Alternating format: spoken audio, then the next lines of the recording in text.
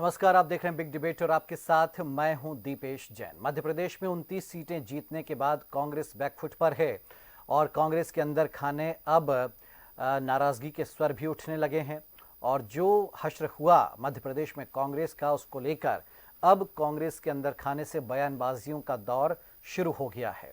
और इसके बाद दिल्ली में मध्य प्रदेश कांग्रेस को जो लीड कर रहे हैं पीसीसी चीफ जीतू पटवारी या नेता प्रतिपक्ष उमंग सिंघार, इन दोनों को तलब किया गया और जाहिर सी बात है कि हार की रिपोर्ट ली जाएगी वहाँ पर आलाकमान की ओर से कि भाई आखिरकार ऐसा क्या हुआ मध्य प्रदेश में कि बाकी राज्यों में कांग्रेस ने जहाँ बढ़िया प्रदर्शन किया वहीं मध्य प्रदेश में जो एक सीट थी वो भी गंवा दी।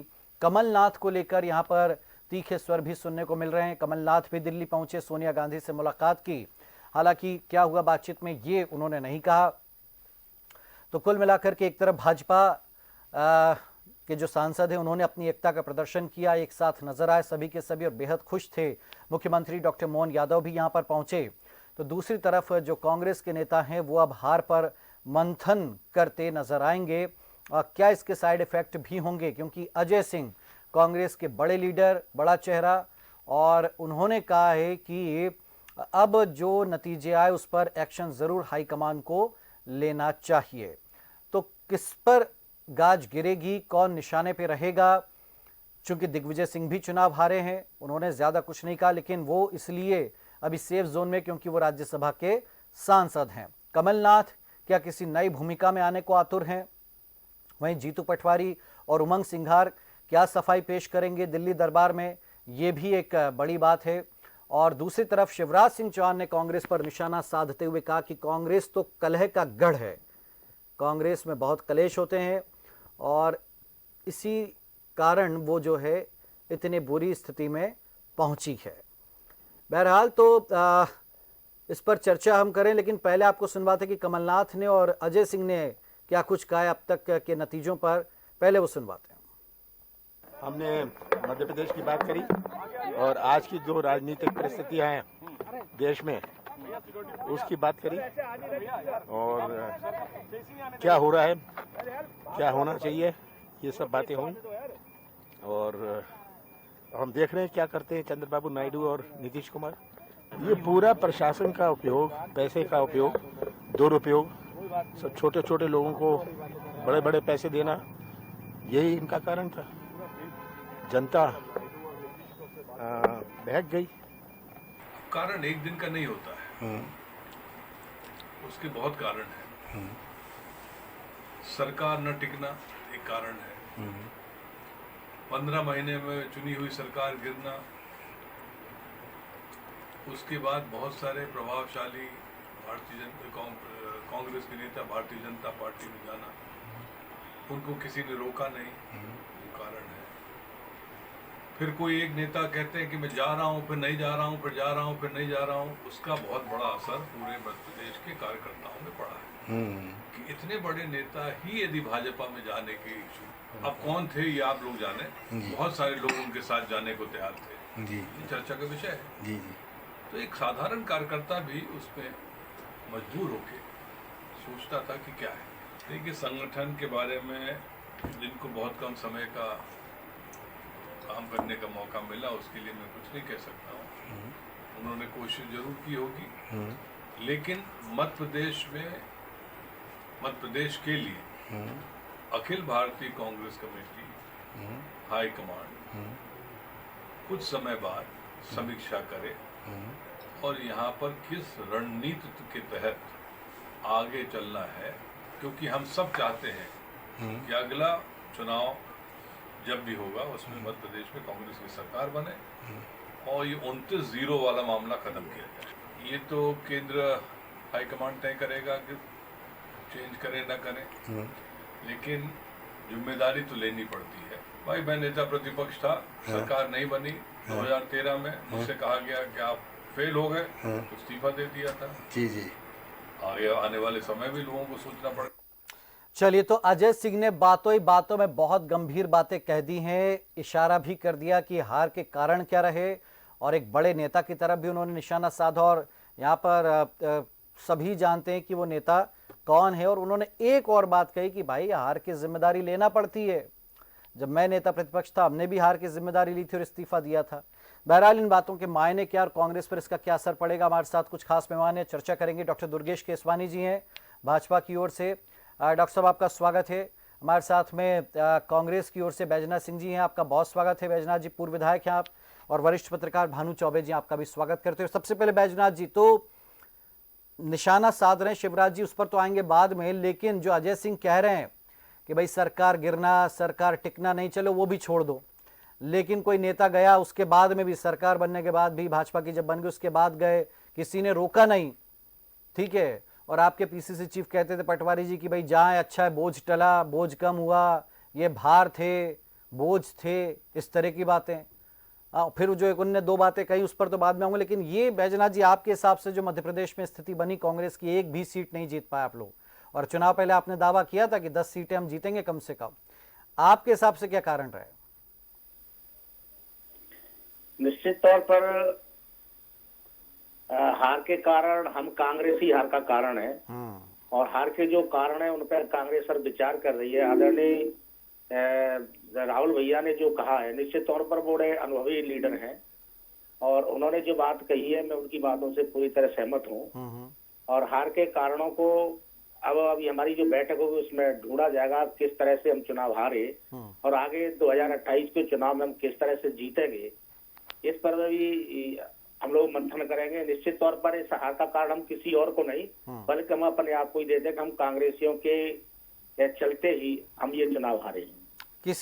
भाई आप कांग्रेस तो ठीक है, लेकिन नेतृत्वकर्ता की जिम्मेदारी बनती ना बैजनाथ जी, तो कोई नेता या कोई नेतृत्व कहाँ से ये पूरी गलतियां शुरू हुई है? अब हमारे जो प्रदेश के अध्यक्ष हैं वो अभी नए नए प्रदेश अध्यक्ष बने हैं, आदरणीय जीतू पटवारी जी, अभी उनको इतना ज्यादा अनुभव नहीं था, वो नहीं समझ पाए थे पूरे प्रदेश के बारे में। तो एक कारण ये भी हो सकता है, बाकी अब वो पूरी तरह से लग गए हैं कि किस तरह से हमें पार्टी को आगे बढ़ाना है। निश्चित तौर पर वो नौजवान है, यूथ हैं, और वो पार्टी को आगे बढ़ाएंगे। अजय सिंह जी ने एक बात कही, अब मैं तीसरी बात पे आता हूँ। वो कह रहे हैं कि भाई एक बड़े नेता आ रहा हूँ जा रहा हूँ, आ रहा हूँ जा रहा हूँ, ये वो कमलनाथ जी की तरफ इशारा मैं खुलकर कहूँ तो, और ये हुआ वाकई ऐसा लगा भी, और उन्होंने कहा कि भाई कई नेता उनके साथ जाने को तैयार हो गए थे। इससे तो ये जो चुनाव के एंड मोमेंट पे आप मानते हैं कि ये भी बड़ा डिफीट का कारण रहा, कमलनाथ जी का इस तरह से सस्पेंस क्रिएट करना? नहीं, ये बात तो सही है, लेकिन कमलनाथ जी भी बड़े अनुभवी लीडर थे, उनको पहले से ही पता, अगर मैं कहूंगा तो भी वो रुकेंगे, जिनको जाना है उनको वो जाएंगे, और वो पहले से ही तय था उनका जाना। तो ये कमलनाथ जी भी पूरी तरह समझते थे। लेकिन हाँ, ये बात सही है कि कमलनाथ जी को ये नहीं कहना चाहिए था, लेकिन वो हमसे बड़े लीडर, हम उनको सलाह नहीं देंगे। कमलनाथ जी ने जो भी कहा वो अपने अनुभव के आधार पर कहा।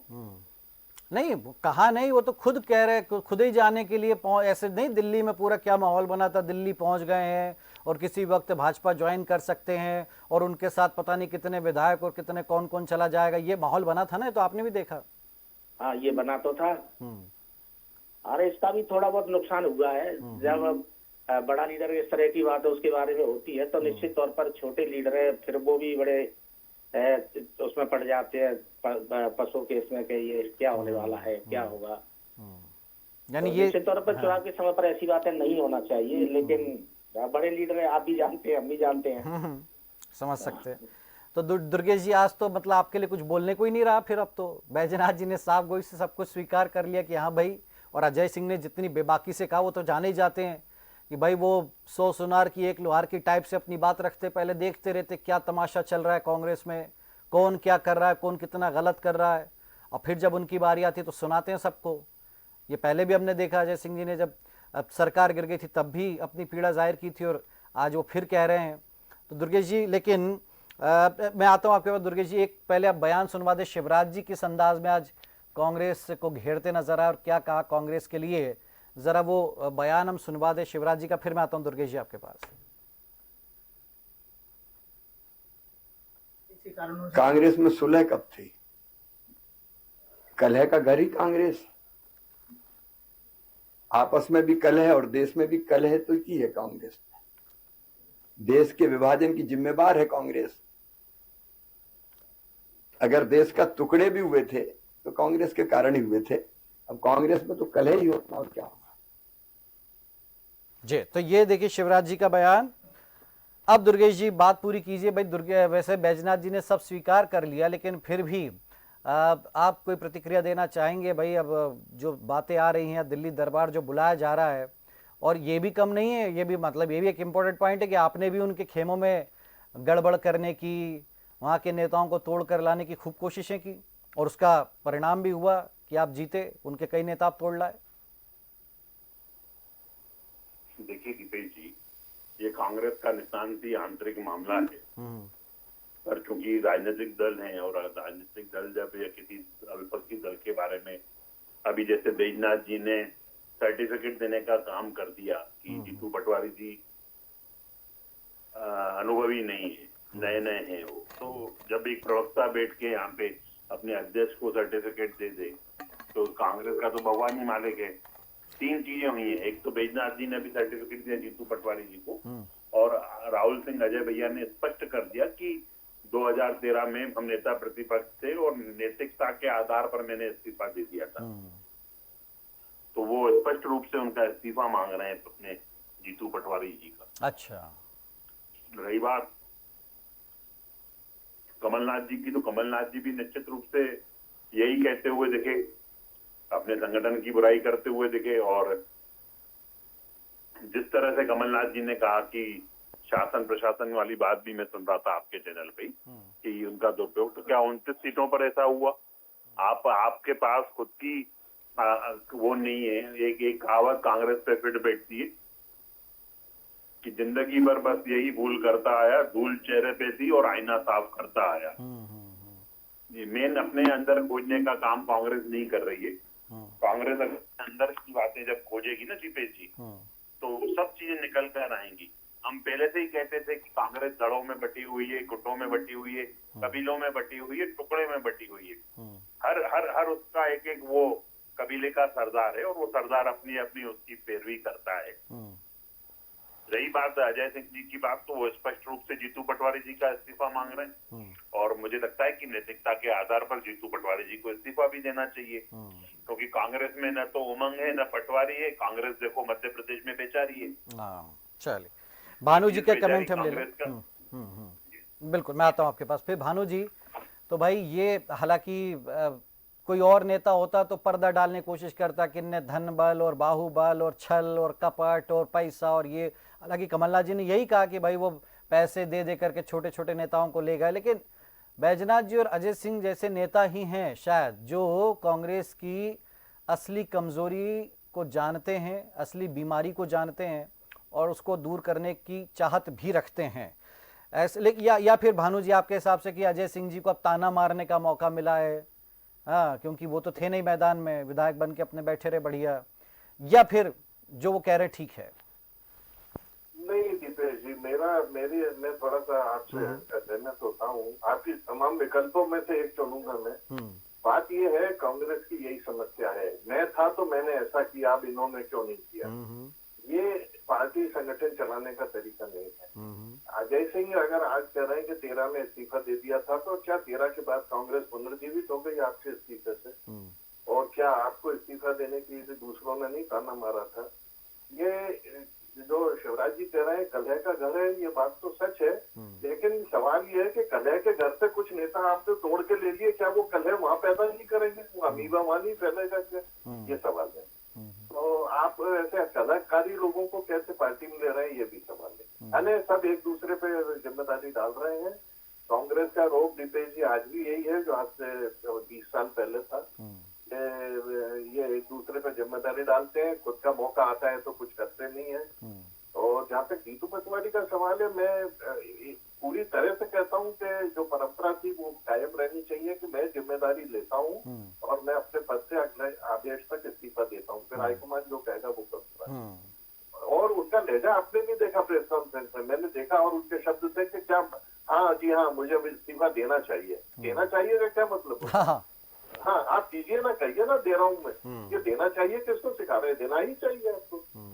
तो कुल मिला के कांग्रेस की बीमारी कांग्रेस ही है। मैं आपको एक सजेशन दूं कि आजकल कॉर्पोरेट सेक्टर में एक ग्रुप काम कर रहे हैं, एक्सपर्ट ग्रुप। वो कंपनी को ओवरटेक करते हैं और उसमें सुधार करते हैं जो भी उनको मिलता है, और फिर कंपनी को प्रॉफिट में लाकर वापस ऑनर को सौंप के चले जाते हैं, ठीक बात और उसकी वो तगड़ी फीस लेते हैं। मैं समझता हूँ इनको बीजेपी से कुछ लोग बुला के इसका डिफेक्शन करवाना चाहिए, सर्जरी करवानी चाहिए भाई। ठीक बात कह रहे हैं।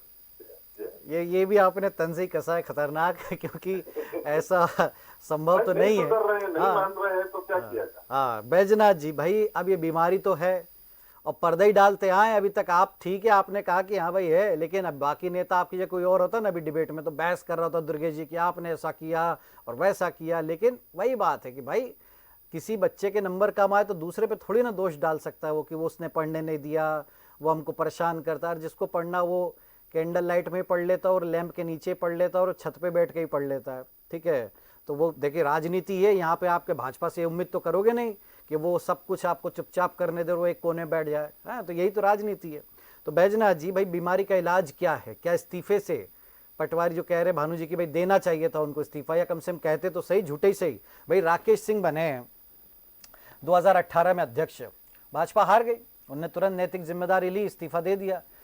अमित शाह ने कहा कि नहीं भाई आप और मेहनत करो, आप लगे रहो, हमें भरोसा है। ये भी प्रकरण होता तो शायद अच्छा लगता। अब गए हैं दिल्ली दरबार मिलने जीतू पटवारी जी और उमंग सिंह, उसके बाद अगर वो कहेंगे या देंगे इस्तीफा, तब तो क्या ही मतलब, फिर तो यही मैसेज जाएगा सीधे सीधे कि देखो इस्तीफा मांग लिया, इस्तीफा देना पड़ रहा है इनको। तो बैजनाथ जी, क्या ये बीमारी जो है वो दूर कैसे होगी? बीमारी कांग्रेस की बीमारी है, कांग्रेस ही इसका हल करेगी। और निश्चित तौर पर इस बीमारी पर मंथन शुरू हो गया है। अब किस तरह से हमारी बीमारी होगी, तो हमारा शरीर है, हमें पता है कि हमारे क्या अंदर बीमारी है, इसे कोई और दूर करने नहीं आएगा। तो निश्चित तौर पर जीतू पटवारी जी आज हमारे प्रदेश के अध्यक्ष हैं, तो मुझे लगता है हो सकता है हमारे आदरणीय राष्ट्रीय अध्यक्ष जी ने उनसे अभी इस्तीफा नहीं मांगा, या उन्होंने नहीं कहा होगा, या उनको मना कर दिया होगा कि तुम्हें इस्तीफा नहीं देना है या तुम्हें नहीं कहना है। ये उन दोनों के बीच का मामला है, ठीक है। तो इसमें मैं ज्यादा कुछ नहीं कहना चाहूंगा। हाँ नहीं, लेकिन मैं ये कह रहा हूं कि अगर इस्तीफा दे भी देते पटवारी, भाई चलिए ये हम में मानते हैं 6 महीने पहले बने, और क्या अंदर खाने ये नहीं हुआ कि अच्छा पटवारी जी बन गए, अब चलो एक काम करो निपटाओ तुम भाई, तुम ये हुआ, ये अंदर खाने और चर्चाओं में रही बातें हैं कि कई नेताओं ने तो सिर्फ पटवारी का कद कम करने के लिए इस्तीफे दिए या ऐसे ऐसे मामले रचे। हाँ, तो इससे ये लगा कि भाई देखो पटवारी को एडजस्ट नहीं कर पा रहे नेता, या उनसे नाराज होकर के पार्टी छोड़ करके भाग रहे हैं। तो भाई पटवारी को बेनिफिट ऑफ डाउट तो देना पड़ेगा ना कि भाई 6 महीने पहले बने, अब कैसे कोई जिता देगा और लोकसभा जैसा बड़ा चुनाव जहां मोदी से मुकाबला है। तो क्या लगता है आपको, इस्तीफे से हल निकल जाता है क्या समस्याओं का? नहीं, इस्तीफे से मेरे हिसाब से कोई हल नहीं निकलेगा, क्योंकि 6 महीने में इतने बड़े प्रदेश में जो क्षेत्रफल की दृष्टि में आज सबसे बड़ा प्रदेश है राजस्थान के बाद में, तो इतने बड़े प्रदेश में 6 महीने में अगर जीतू पटवारी जी पूरी तैयारी करके और 2900 सीटें लड़ा करके और उनको जिता दें, तो ये 6 महीने में इतना संभव नहीं है। लेकिन उन्होंने इतनी मेहनत की, पिछली बार हमारे लोकसभा के प्रत्याशी 4 लाख, 5 लाख, 3 लाख, 2.5 लाख, 4 लाख, 2 लाख से आ रहे थे। अब कि हमारे प्रत्याशी ग्वालियर चंबल संभाग में कोई 60,000 से ज्यादा से नहीं आ रहा है। ठीक बात है। कोई 50,000 से, कोई 55,000 से, बहुत अच्छे उम्मीदवार उन्होंने दिए, लेकिन बस मामला यही रहा कि उनको समय बहुत कम मिला। लेकिन लड़ाई बहुत अच्छी लड़ी है कांग्रेस। एक और चीज, हार जीत तो 2 लड़ेंगे, तो एक हारेगा एक जीतेगा, ये तो चलता ही रहता है। नहीं, लेकिन मैं कह रहा हूं बैजनाथ जी कि यही कमलनाथ जी गलती करते रहे, यही पटवारी ने की कि कोई नेता जा रहा है तो उसको मनाने की बजाय, उसको रोकने की बजाय, हाँ जाने दीजिए, दरवाजा खुला है, जिसको जाना जाए। तो भाई कई लोग होते हैं डराने धमकाने के लिए, मियाँ बीवी में लड़ाई होती तो बीवी कई बार कहती मैं चली आऊंगी छोड़ करके, अब पति कह दे कि चले ही जाओ, वो भाई चमकाती डराती, वो कहती कि मना ले मुझे कोई, लेकिन कह दे पति कि नहीं साहब जाना तो जाओ, दरवाजे खुले तो चली गई, फिर वो तो किरकिरी किसकी हुई। तो मैं ये कह रहा हूं कि भाई इस तरह से रोकना भी तो दोनों नेताओं ने गलती की, आपके मानते हैं इस बात को कि वो नहीं होना चाहिए?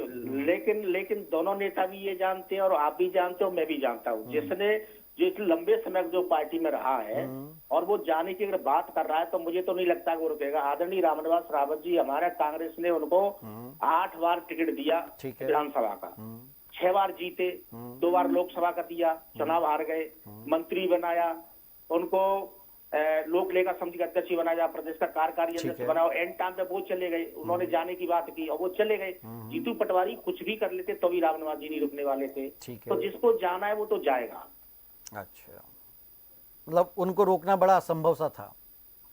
बिल्कुल नहीं रोक सकते। लेकिन देखिए, यूपी में कांग्रेस ने गेन किया, राजस्थान में गेन किया, हरियाणा में गेन किया, हाँ, साउथ में गेन किया, मध्य प्रदेश में क्या फिर क्या आपने उम्मीद खोई दी है क्या? क्योंकि भाई यहाँ तो देखो ना, आप इतने विपरीत हालातों में एमपी वाले 29 सीटें जिता ले गए। या तो भाजपा वाले यहाँ बिल्कुल ही एक्स्ट्रा ऑर्डिनरी हैं, बहुत ही ज़्यादा मेहनत करते हैं, बिल्कुल टीम वर्क के साथ काम करते हैं। तो फिर क्या है, पटवारी जी की जगह कोई और बैठ जाएगा, उसके संग भी यही होगा। ये मतलब गुटबाजी जो समस्या है, जिसको आप लोग अपनी ताकत कहते हैं, क्या वाकई कभी दूर हो पाएगी या फिर कांग्रेस ऐसी झंझावातों से जूझती रहेगी? नहीं, कांग्रेस में गुटबाजी थी लेकिन अब ज्यादा गुटबाजी नहीं है। थोड़ी बहुत छुटपुट कहीं कहीं जरूर होगी। पहले जरूर गुटबाजी थी, सिंधिया जी के चले जाने के बाद गुटबाजी खत्म हो गई। अच्छा, फिर पचौरी जी बिल्कुल। जो थोड़ी बहुत होगी, पचौरी जी के जाने से खत्म हो गई होगी। अब पचौरी जी के बारे में तो आप भी जानते हैं, मैं भी जानता हूँ पचौरी जी कितना कांग्रेस के लिए काम करते थे और हाँ। ये सब किसी से छुपा नहीं है।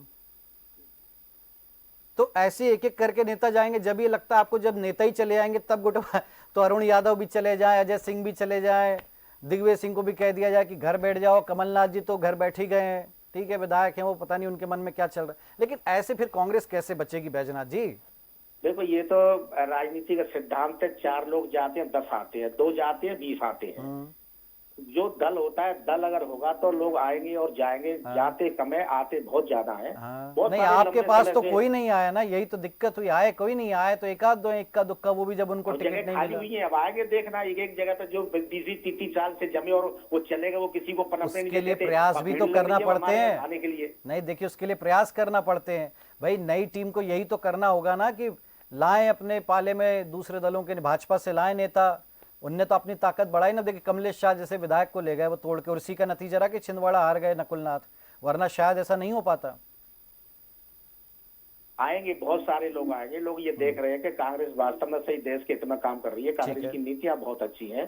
जब इस देश में कुछ नहीं था तब बिल्कुल खजाना खाली था।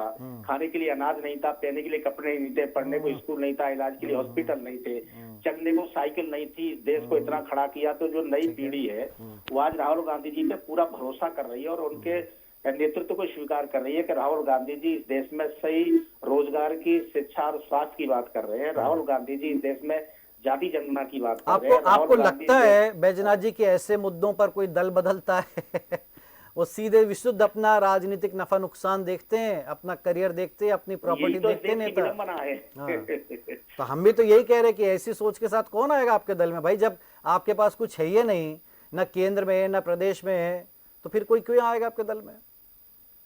नहीं, अभी इस चुनाव से तो जनता में काफी उम्मीद जागी है कि अगर प्रदेश में हम नई सीट जीते तो बाकी दूसरे देश में जो रिजल्ट आया है उससे कांग्रेसियों का भी उत्साह बढ़ा है और काफी उत्साहित हैं। और हमें पूरी उम्मीद है कि 28 और 29 हम पूरी ताकत के साथ लड़ेंगे। दुर्गेश जी, तो देखिए, ये इसमें कोई वो बात नहीं है कि हार कर कोई घर ही बैठ जाता है। कांग्रेस कई बार इस ऐसी बुरी स्थितियों से, बुरे दौर से गुजरी और वाकई अगर वो 100 सीटों तक पहुंच गई है, 99 उनके यहाँ, एक वो निर्दलीय ने दे दिया, कह रहे अब तो हम 100 हो गए, 3 डिजिट में आ गए हैं, और वो कह रहे कि 28-29 के लिए अब देखिए मजबूती से लड़ेंगे। और दिख भी रहा है दिल्ली में जिस तरह से कांग्रेस हमलावर है। ऐसे में खतरा है आपके नेताओं को, या कांग्रेस अब मजबूती के साथ, मतलब जो केंद्र से जो ताकत मिली है उसका असर मध्य प्रदेश की सियासत में भी दिखेगा? दुर्गेश जी, देखिए दीपेश जी, राहुल गांधी जी अपनी यात्रा 2 बार लेके आए, दोनों बार कांग्रेस का, और अभी जिस तरह से कांग्रेस के राहुल गांधी जी जिस तरह से उत्साह और उमंग दिखा रहे हैं, वो मुझे लगता है कि आत्म अवलोकन करें कि 14 में हम लोग, कांग्रेस के पास 44 सीटें थी, 19 में 52 हुई, अब 99 हुई। तो वो टोटल 3 बार का टेन्योर मिलाकर भी, जो आज मोदी जी ने कहा ना कि वो 3 बार के सीटें मिला लें तो भी 240 नहीं आ रहे हैं। और 43 सालों में आप देखिए, 43 साल का रिकॉर्ड उठा के देखिए, देश की सबसे पुरानी पार्टी है, 43 सालों में वो 240 की हमारी बराबरी, आज की बराबरी नहीं कर सकती है। अब उसके बाद भी अगर राहुल गांधी जी पीठ थपथपाएं अपनी बातें नहीं, लेकिन फिर भी 50 सांसद सीधे सीधे बढ़ाना दुर्गेश जी, ये मामूली बात नहीं है। देखिए, जहां से उन्होंने कम करना शुरू किया ना, वो भी मामूली बात नहीं थी। आप एक सिक्के का सिर्फ एक पहलू देखना चाह रहे हैं। 232 जब इसके पास थी, उसके बाद से राहुल गांधी जी आए तो कमी होती गई सीटें। ठीक है, अब उनको पीठ समानी है अपनी, वो चपाते रहे। अगर समीक्षा होनी चाहिए तो ऊपर से नीचे तक होगी। राहुल गांधी जी भी इसमें आएंगे, कितनी बड़ी यात्रा लेके मध्य प्रदेश में आए हुए। और उस यात्रा कभी मोहब्बत की दुकान खोल रहे थे, कभी नफरत की दुकान खोल रहे थे, तो वो सब दुकानें बंद हो गई उनकी। जनता ने उनको इस तरह से नकार दिया। कांग्रेस का दोनों चुनावों में सुपड़ा साफ हो गया। कांग्रेस के लोग हम पर हंसते थे दीपेश जी, हम जब बोलते थे अब की बार 200 पार, तो आज वो उठा के देख ले रिजल्ट, हम 215 सीटों पे आगे हैं। कांग्रेस उठा के देखे ना, ये सब उठा के देखना चाहिए उनको, पर ये उठा के नहीं देखेंगे, ये समीक्षा नहीं करेंगे, आत्ममंथन के दौर से नहीं गुजरेंगे। इसी कारण कांग्रेस पिछड़ती जा रही है। और जो इनके कुनबे के सरदार हैं, वो सरदार रसाकशी, आपसी खींचतान और जो हम बोलते हैं कि कांग्रेस गुटों में बटी हुई है, धड़ों में बटी हुई है, टुकड़ों में बटी हुई है। यही कारण है कि कांग्रेस जो दिन ब दिन पिछड़ती जा रही है, यही कारण है। एक लास्ट कमेंट भानु जी आपसे, इतने वरिष्ठ हैं आप और इतने दशक की राजनीति देखी, क्या कांग्रेस का कोई इलाज है कि वो कैसे मजबूत हो पाएगी? दीपेश जी, आपने सुना पूरा बयान, आपने बड़ा लंबा संवाद किया और उस संवाद में ही बीमारी की जड़ समझ में आ गई कि हम कुछ नहीं करेंगे, वो तो हाई कमान जो करेगा उस पर से हम जिएंगे। तो वो कांग्रेस में ये रोग बहुत पुराना है और हम करेंगे तो ताने कसेंगे और हम करेंगे तो अगर गुटबाजी नहीं है कांग्रेस में तो अजय सिंह को इस तरह की भाषा बोलने की नहीं चाहिए थी। ठीक बात है। और दूसरा मैं बीजेपी के लिए कहूंगा कि तुलना करने के लिए 43 साल पहले का है कि इतना, और विकास की तुलना करने के लिए नेहरू युग को नहीं मानते हैं। ये अलग अलग पैमाना कैसा है साहब, और गलत बात है। कांग्रेस के पास कहने के लिए कुछ नहीं है, जब तक हाईकमान कुछ नहीं कहेगा ये कुछ नहीं कह सकते। कोई विजन नहीं है इनके पास। मैं आज के हालात पे बोल रहा हूँ, कांग्रेस के पास विजन रहा है, ऐसा नहीं है। 70 साल देश चला है इनके हिसाब से डेवलप। ये लोग क्यों नहीं जोर से बोलते कि डेवलपमेंट तो हमने किया था 70 साल, आप क्यों चुप हो जाते हैं? बिल्कुल ठीक है। चलिए, बहुत शुक्रिया आपका भानु जी। अब देखिए दिल्ली में क्या होता है। बैजनाथ जी आपका शुक्रिया और दुर्गेश जी आपका शुक्रिया। भाई, क्या जीतू पटवारी इस्तीफे की पेशकश भी करेंगे, देंगे नहीं देंगे, या कहेंगे कि हाईकमान ने ये निर्देश दिया कि और जाइए और ताकत से लड़िए, जूझिए और फ्री हैंड क्या आप जीतू पटवारी को मिलेगा, उमंग सिंघार को मिलेगा, या फिर ये जो शिवराज जी कह रहे हैं कि भाई कांग्रेस में सुलह कहाँ होती है, वहाँ तो कलह होती है, क्या वो कलह और बढ़ेगी? अजय सिंह जो संकेत दे रहे हैं, इस पर रहेंगी नजरें। फिलहाल बिग डिबेट में इतना ही। आप देखते रहिए DNN न्यूज़। नमस्कार।